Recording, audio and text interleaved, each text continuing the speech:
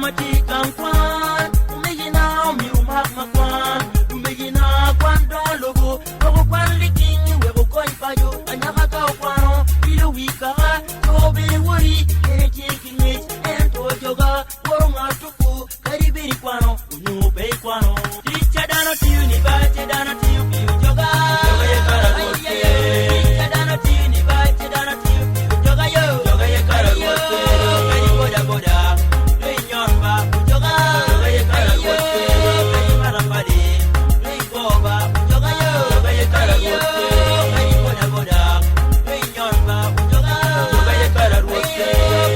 Body.